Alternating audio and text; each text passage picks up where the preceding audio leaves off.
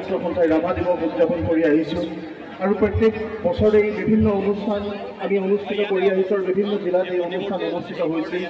এই বৰ্ষত যোৰহাটবাসী ৰাইজে যি ধৰণেৰে খুব উৎসাহেৰে সৈতে উদ্দীপনাৰে সৈতে এই অনুষ্ঠানটি অনুষ্ঠিত কৰিবৰ কাৰণে সদৌ অসম ছাত্ৰ সন্থাৰ পৰিয়ালটিক আপোনালোকে সহযোগিতা প্ৰদান কৰিলে, অভিভাৱকত্ব প্ৰদান কৰিলে, তাৰ বাবে যোৰহাটবাসী ৰাইজৰ ওচৰত শতকোটি নমন জনাইছোঁ আৰু আমি আশা কৰিছোঁ যে সদৌ অসম ছাত্ৰ সন্থাৰ সংগ্ৰামী ধাৰাটোক পৰিকল্পিত ৰূপত আগবঢ়াই লৈ যাবৰ বাবে সদৌ অসম ছাত্ৰ সন্থাৰ এই ধাৰাটোৰে সৈতেও যোৰহাটবাসী ৰাইজ সদায় বিলীন হৈ থাকিব।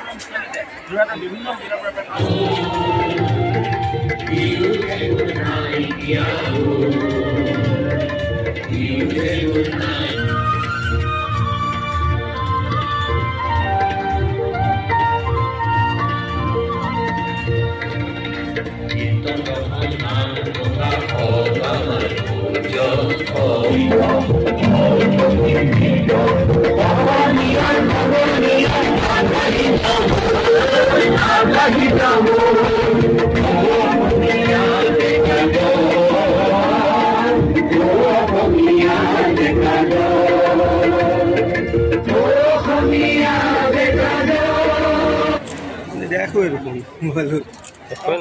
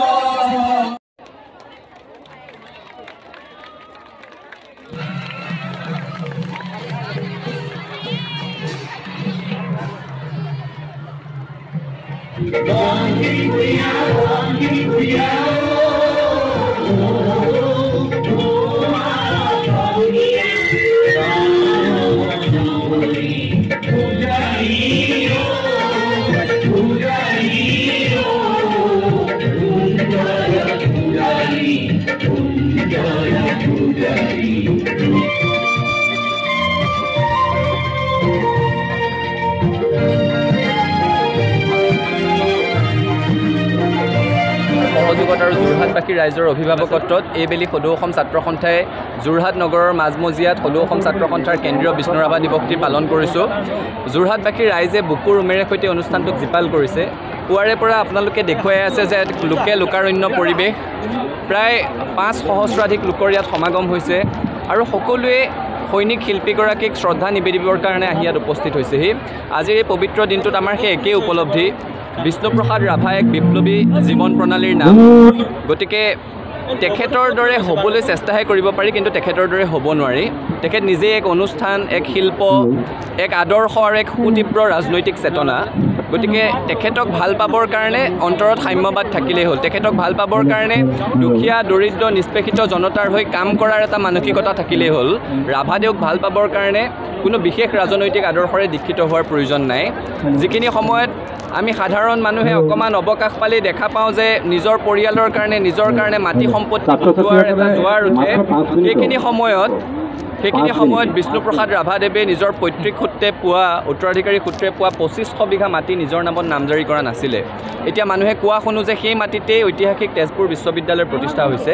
গতিকে আজিৰ এই পবিত্ৰ ক্ষণতে আমি অসম চৰকাৰক দাবী জনাব বিচাৰিছোঁ যে বিষ্ণুপ্ৰসাদ ৰাভাদেৱৰ জীৱন, আদৰ্শ, কৰ্মৰাজি সম্পৰ্কে বিস্তৃত অধ্যয়ন, পৰিকল্পনা, গৱেষণাৰ প্ৰয়োজন আছে আৰু সেইকাৰণে অসম চৰকাৰৰ উদ্যোগত কেন্দ্ৰীয় বিশ্ববিদ্যালয় তেজপুৰ বিশ্ববিদ্যালয়ত কলাগুৰু বিষ্ণু ৰাভাৰ নামত সৈনিক শিল্পী বিষ্ণু ৰাভাৰ নামত এখন আসন প্ৰতিষ্ঠা কৰিব লাগে আৰু অসম চৰকাৰে এই ক্ষেত্ৰত প্ৰয়োজনীয় সকলো পুঁজিৰ যোগান ধৰিব লাগে।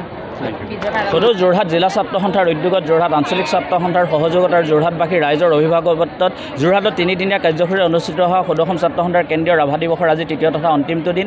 ইতিমধ্যে আজি তৃতীয় দিনৰ প্ৰথম কাৰ্যসূচী পতাকা উত্তোলন কাৰ্যসূচী সম্পন্ন হৈছে। ঠিক তাৰ সমান্তৰালভাৱে যি শ্বহীদ তৰ্পণ কাৰ্যসূচী সেয়া সম্পন্ন হৈ উঠিছে। তাৰ পাছৰ পৰ্যায়তে আপোনালোকে এতিয়া দেখিবলৈ পাব যে যোৰহাটৰ বিভিন্ন প্ৰান্তৰ বিভিন্ন বিদ্যালয়ৰ প্ৰায় 400 সহস্ৰাধিক ছাত্ৰ ছাত্ৰীক একেলগে সমবেত কৰি আজি ইয়াতে এটা সমবেত সংগীত পৰিৱেশন কৰা হ'ব। হয়তো যোৰহাটৰ ইতিহাসত প্ৰথমবাৰৰ বাবে ইমান বৃহৎ ছাত্ৰ ছাত্ৰীৰ সমাৱেশেৰে এনেধৰণৰ এটা অনুষ্ঠান পৰিৱেশন কৰা হৈছে। সদৌ অসম ছাত্ৰ সন্থাই নতুনত্বৰ সৃষ্টিৰে আমাৰ নৱপ্ৰজন্মক কলাগুৰু বিষ্ণুপ্ৰসাদ ৰাভা তথা এনেধৰণৰ মহান মনীষীসকলৰ সৃষ্টিৰাজিৰ লগত একাত্ম কৰি তুলিবলৈ এনেধৰণৰ প্ৰয়াস গ্ৰহণ কৰিছে। আমি আশা কৰিছোঁ যোৰহাটবাসী ৰাইজে আমাৰ পাৰ হৈ যোৱা দিনবিলাকৰ কাৰ্যসূচীসমূহত যিদৰে সহায় সহযোগিতা আগবঢ়াই আমাৰ কাৰ্যসূচীসমূহ সফল কৰি তুলিছিল, এই কাৰ্যসূচীৰ লগতে দিনৰ ভাগত অনুষ্ঠিত হ'বলগীয়া আমাৰ মুকলি সভা আৰু ৰাতিৰ ভাগলৈ যি সাংস্কৃতিক অনুষ্ঠান আছে সেই কাৰ্যসূচীসমূহতো এনেদৰে সহযোগিতা আগবঢ়াই আমাৰ প্ৰত্যেকটো কাৰ্যসূচী সফল কৰি তুলিব।